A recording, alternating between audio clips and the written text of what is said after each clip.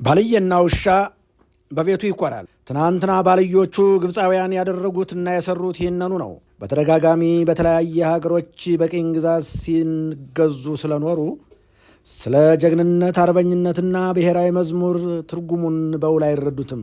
ግብፃውያን የማንነት ድብልቅልቅ አለባቸው። የኢትዮጵያ ሕዝብ መዝሙር ትርጉም ጉንደትና ጉራ፣ አውሳና ሐረር ላይ የረገፉት አያቶቻቸው የመጠየቅ መብት ቢኖራቸው ኑሮ ምን ትርጉም እንደነበረው የኢትዮጵያ መዝሙር ይረዱ ነበር። ግብፃውያን የተዋረዱት ራሳቸው ናቸው። ሁለተኛ፣ በተጫዋቾቻችን ላይ በተደጋጋሚ ሲያበሩ የነበሩት የሌዘር መብራት ባልየና ውሻ በሀገሩ ይኮራል አሰኝቷቸዋል። የብሔራዊ ቡድን ተጫዋቾቻችን ግን ያሳያችሁት ጀግንነት እና አርበኝነት ታላቅ ነው።